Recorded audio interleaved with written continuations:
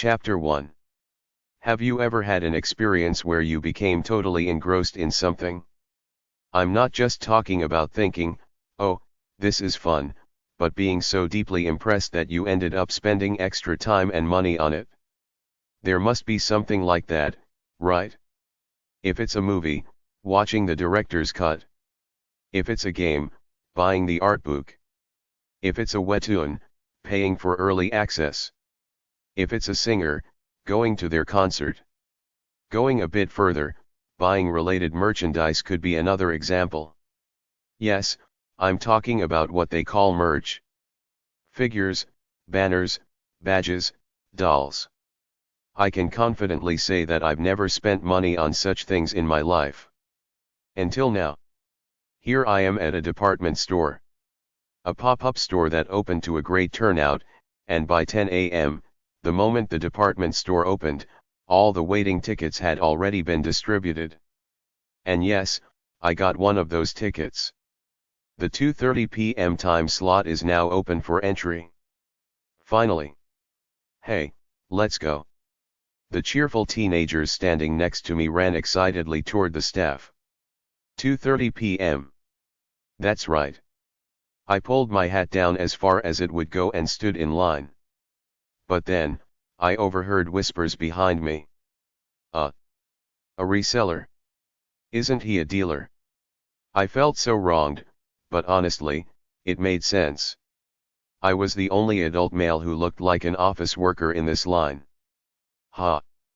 I sighed as I glanced at the entrance of the pop-up store. Welcome, explorer of the darkness. This is ridiculous. A theme with black and red backgrounds, caricatures of various monsters, occult elements, and symbols of corporations, religions, and governments all intertwined. It's exactly the kind of universe that would captivate a teenager's heart. Even the title is a masterpiece. Prophecy of the Apocalypse, Dark Exploration Records. Ugh. I barely resisted the urge to cover my eyes with my hand. Why did I have to see this at work? It's the world of a ghost story universe that's been super popular recently. You know, the kind of open source collective intelligence universe where people can participate and create their own stories. At first, it seemed like it stemmed from a famous creepypasta and started spreading modestly among students, but then it hit the YouTube algorithm and started getting viral like crazy. The concept of records of exploring various paranormal phenomena called. Eventually, it grew into an independent wiki with hundreds and thousands of creepypastas, and that's how it caught my eye. It was so easy to read at work because it's just text. And isn't it said that anything other than actual work is fun when you're at the office? I got so hooked on this universe that I even ended up creating and posting my own creepypasta. How did things come to this? Is it because my office life is so devoid of dopamine? And this itself. Who knew it would get this big? It's now a massive IP that practically dominates YouTube as a major sensation for teenagers. Naturally, companies jumped on board to make a profit. This pop-up store is part of that. But come on, this thing had a 15+ age recommendation slapped on the wiki. Why are there so many kids here? Hearing whispers behind me again, I couldn't help but feel increasingly self-conscious. He's definitely a dealer. Hey, maybe he's just buying something for his nephew or a cousin, don't be too harsh. No, I'm buying this for myself. The truth is, I came here last week too, but the merch I wanted sold out just before I got to it, so here I am again. I even took a day off work. Last week, at least there were women around my age. Unfortunately, it was a weekday afternoon, and the only adults here were parents who had come with their kids, so I felt like I might die of embarrassment, but I held on. I don't even know why I'm trying to endure this. Anyway, I followed the staff's guidance and entered the store. The fact that the staff didn't seem fazed was my only comfort. Wow. Hey, it really looks just like it. I could hear the middle schoolers exclaiming in awe as I took in the intricately designed interior of the pop-up store, which felt almost like a theme park. and the exhibit themes were thoughtfully organized. Daydream Incorporated. Supernatural Disaster Management Bureau. Church of the Luminous Unknown. In this horror universe, there are three major forces: corporations, governments, and religions, all trying to observe and secure the paranormal phenomena. That's the setup. At first, it was just stories about the government's Disaster Management Bureau, but as more people joined in and got excited, it turned into this. Anyway, it seemed like this pop-up store had picked out the most popular parts of the universe and gathered them here. It was clear that they were targeting fans' wallets by focusing only on popular characters and horror items, but the quality wasn't bad. Well, when would I ever come to a place like this again? Ignoring the stares, I quickly grabbed the items I wanted. It was a relief that most of the popular items were already sold out, so there was less suspicion that I was reselling. Would you like to purchase an L-sized eco bag to carry your items? It's 5,001. Yes, thank you.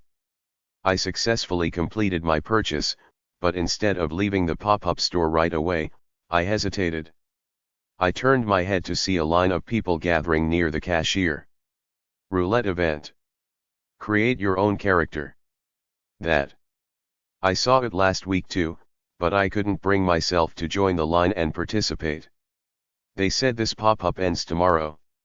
It was a moment of intense inner conflict, wondering if it was really worth exchanging my social dignity for this.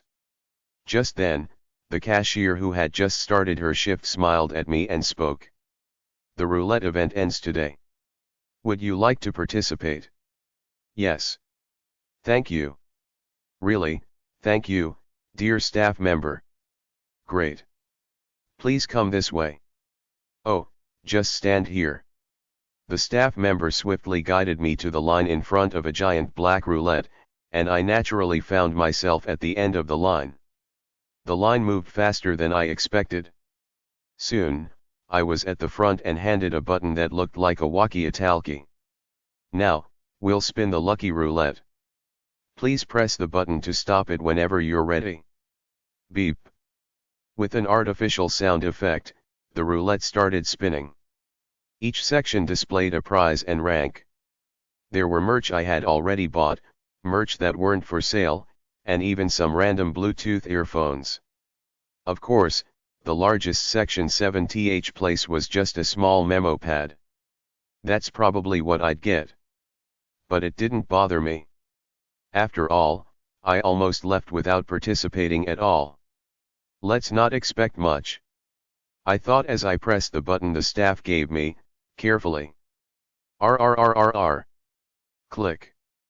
But then, the black roulette slowed down, and surprisingly stopped right there.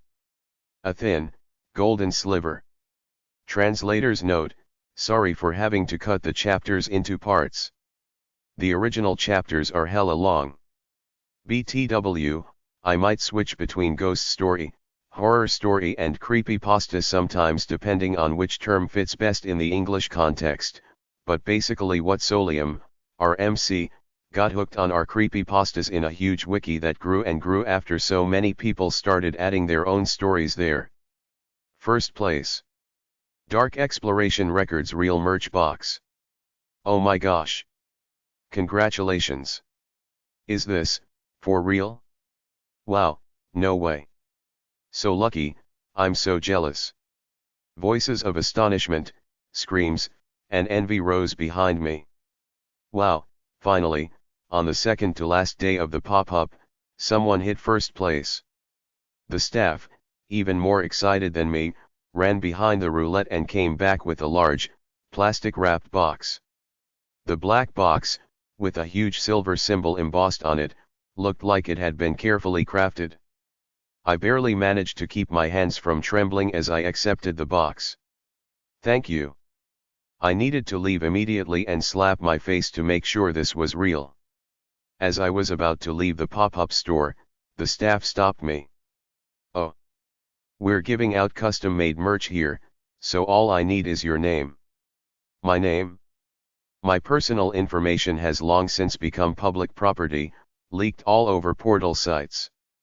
The only thing that matters is getting this safely home. It's Kim Solium. Got it? Mr. Solium, just a moment. The staff started operating a black machine next to the roulette, which looked like a 3D printer. There was even an explanatory note above it, made for the pop-up store. Dark Exploration Records Character Maker. Ah, so that's the thing they mentioned during the roulette event. The Create Your Own Dark Exploration Records character event. How perfectly tailored to a teenager's tastes. Please input your name here. Okay. Holding the merch box tightly with one hand, I quickly entered my name on the machine's pad. The black machine made a loud, eerie music box sound, putting on a show as gears turned. And then, it spat out a small object. Clank. I picked up the familiar-looking item. It was an employee ID card. Daydream Incorporated. Employee Kim Solium. Field Exploration Team. Wow. Daydream Inc. It's one of the most famous factions in our universe. Yes, I know.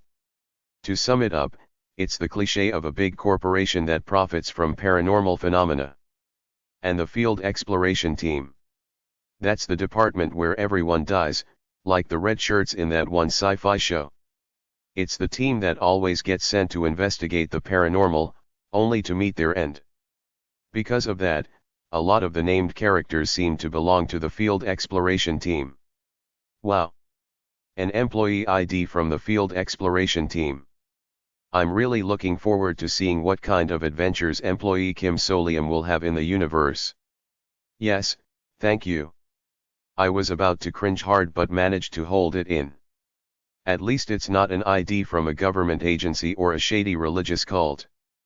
Thank goodness it was a corporate employee ID. Although it was a little embarrassing, the staff had clearly said this so many times that they had built up immunity to it, handling it all with professional poise. With that, the roulette event seemed to be over after I received the employee ID card. Thank you. I looked down at the employee ID card with my name printed on it and sighed inwardly. This needs to be hidden somewhere no one will ever find it. No matter what, my tolerance for embarrassment couldn't handle this any longer. Meanwhile, the staff cheerfully asked again. Do you like it? You'll treasure it, right? Yes. Liar. I looked up, thinking I misheard. Smirk. The staff was suddenly smiling at me with an unnaturally wide grin. Their mouth stretched upward unnaturally, almost reaching their ears. In that instant, a wave of dizziness overwhelmed me. The noise of the pop-up store vanished. Everything in front of me blurred as if covered by black paint, flickering in red and blue. And by the time the dizziness passed, I had no idea the world would have completely changed, not even in my wildest dreams. Welcome to Daydream Incorporated, everyone.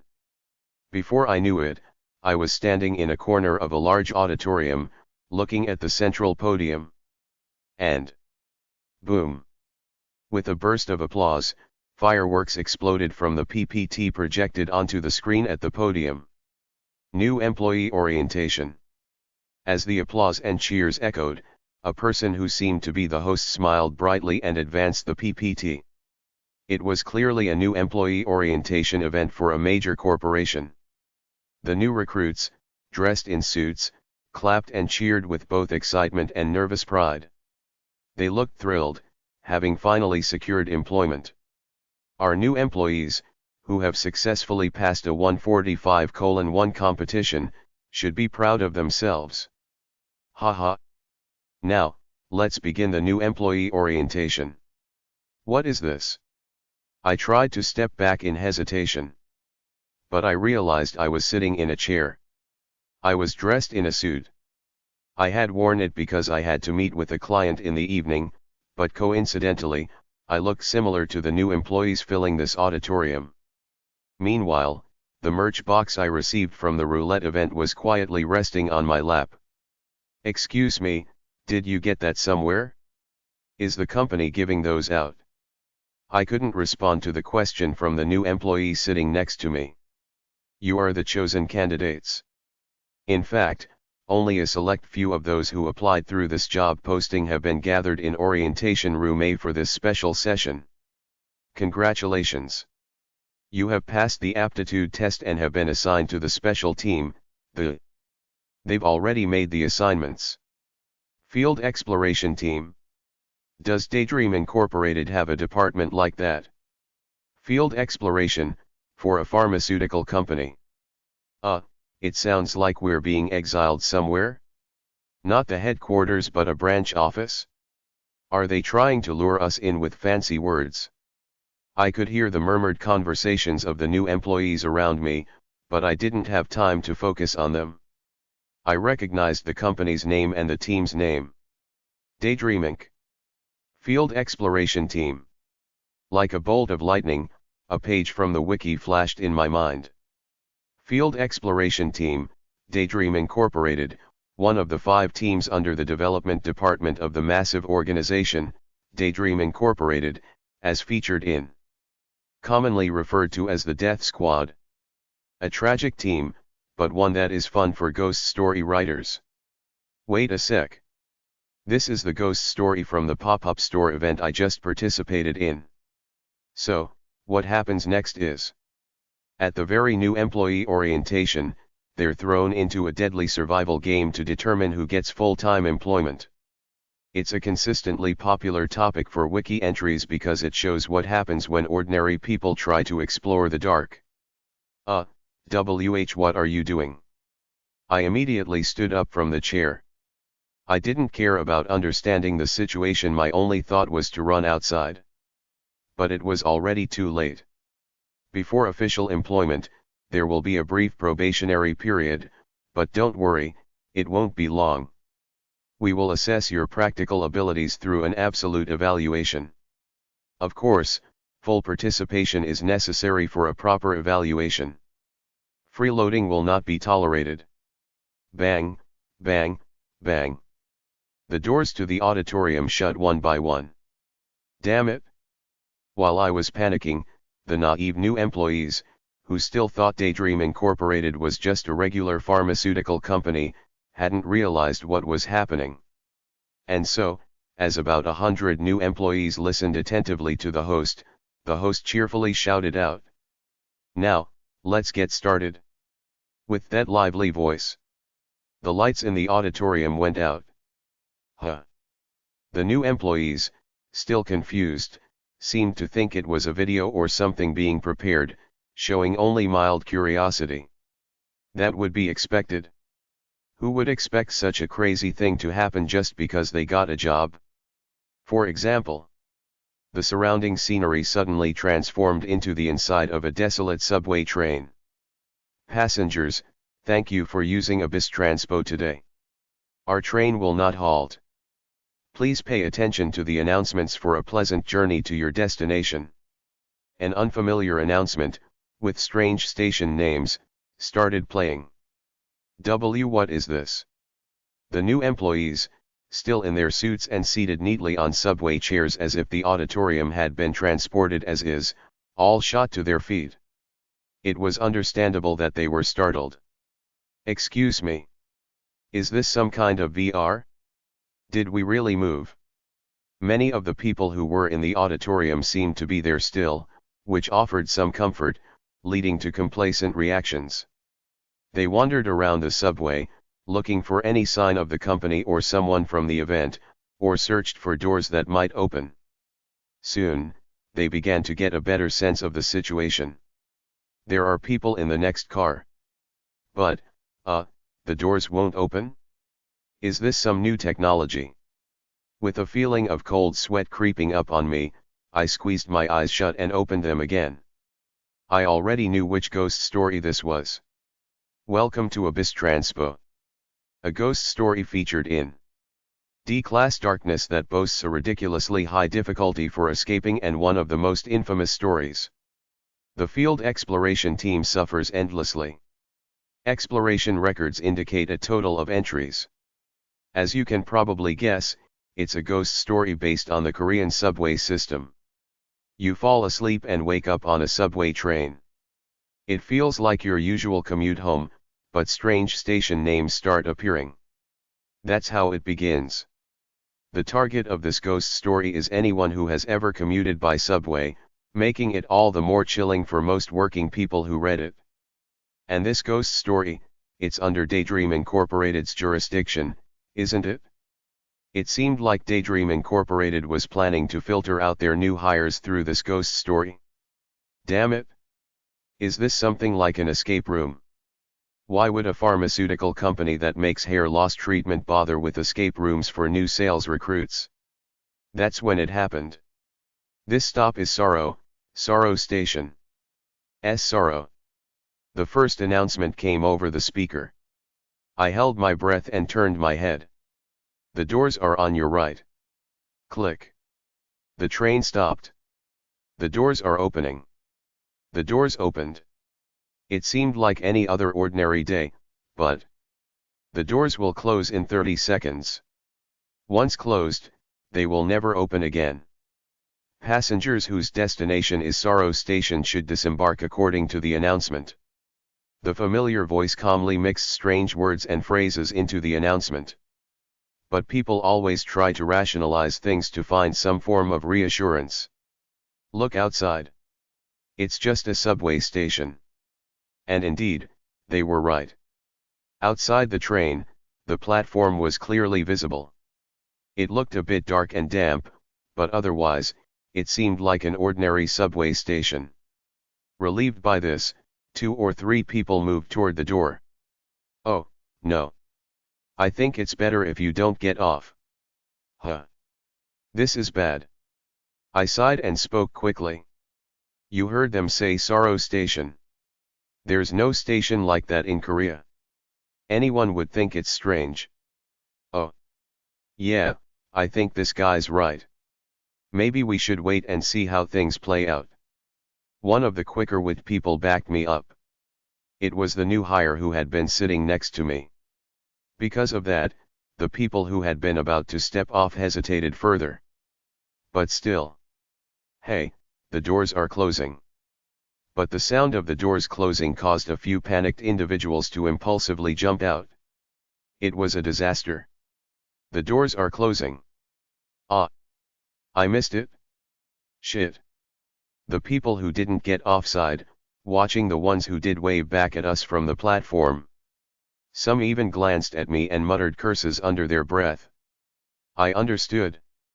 In such a strange, unsettling situation, their instinct would be to flee without thinking. But still. What the? Look at that. A grotesque sight unfolded. As soon as the people who got off turned around to move, silver droplets suddenly poured from the ceiling and pillars of the platform, cascading down on them. Drip, drip, drip. It looked like giant teardrops. But the countless silver droplets fell onto their bodies like molten metal, producing horrifying tearing sounds. Screams. Convulsions. Silence. Blood mixed with the silver liquid splattered against the windows. The train is now departing from Sorrow Station. The last thing we saw outside the window. In front of the sliding doors, now soaked in filth and blood, only the crushed remains of the new employees were left behind, twitching slightly. Ah. Ah. It was the fate of those who chose wrong. Please pay attention to the announcements for a pleasant journey to your destination. Finally, fear began to spread among the people as screams and shouts echoed around. It started. I squeezed my eyes shut. I'm inside a ghost story? I don't know how this happened, but I definitely seem to have become a new employee in a company from a ghost story. And one in a department with an insanely high death rate. Is this for real? Sure, if I'm being honest, I'm probably in a more advantageous position than the other new hires. I've read through all the on the wiki. 3.2 exploration records, up to entries. I can remember things pretty clearly up to about this level. From this point on, it sounds like the classic overpowered protagonist trope. Maybe you're thinking I could escape this situation and look cool by using my superior knowledge of this world. Maybe you're even imagining that I could monopolize the hidden treasures and items to come. That might be true. But there's one problem. A very critical problem. I'm fucking terrified of anything remotely horror. That's right. I am a coward. Text is fine. I can enjoy reading that. But the moment it's visualized, I can't handle it. And not just a regular coward, a coward to the point where my friends would constantly tease me for it. Kim Solium's crush asked him to watch a horror movie but he turned her down BC he's too scared? Is this for real? Lol. Dude, your name is literally the SFX for Goosebumps but you can't even watch a horror movie lol. She no wonder your crush ran away lmao. Wanna die? Sorry. Srey. I'm the kind of coward who, when reading horror stories at work in broad daylight, will turn off the background images and BGM just to focus on the text. I was so scared, I didn't even include an image in the ghost story I posted. A long-term resident of the shelter for scaredy cats, that's me. I covered my face with both hands. I'm screwed, big time. Chapter 2. Chapter 222. This stop is Resentment Station. The doors are on your right. A suffocating silence flows through the ghost story subway. I'm contributing to the silence as well. Even though I already know this ghost story, I'm the type of person who gets startled just by the thumbnail when a related YouTube video pops up and immediately clicks not interested. And now I have to survive in this ghost story? Just kill me already. That would be a mercy. I don't even have the energy to figure out what's going on. I pressed my face into my hands, wanting to deny everything. Then, it happened. Blink. First place, Dark Exploration Records Real Merch Box. I lifted my head. Something like a notepad was flying around in my field of vision. I could see it whether my eyes were open or closed. It looked like a piece of paper, torn from a notepad and folded, fluttering around. This. Wait. No one else seems to be seeing it. I quickly shut my mouth. Drawing attention to myself in this situation would be foolish. Instead, I discreetly pressed the notepad in front of me with my hand, trying not to look too awkward. Flap. Amazingly, the notepad moved as if it were unfolding, spitting out something small. I quickly covered it with my hand, as if to hide it. It was a pop socket. A very simple black pop socket with nothing remarkable about it except for a golden X symbol in the center. But with that design alone, I realized what this pop socket was. It's merch. One of the merch sold at the pop-up store, which I had visited right before waking up in this bizarre situation. It was one of the items I had purchased today. With trembling hands, I picked up the pop socket. In the story, what function did this item have again? Memorial pop socket. C-class item featured in. When attached to a smartphone, it displays the text you remember in a clear, organized page format. A standard issue item for 9th level employees at the Supernatural Disaster Management Bureau under the Ministry of Environment. Displays memories as text. Then, perhaps. With trembling hands. I peeled off the adhesive backing of the pop socket and immediately attached it to my smartphone.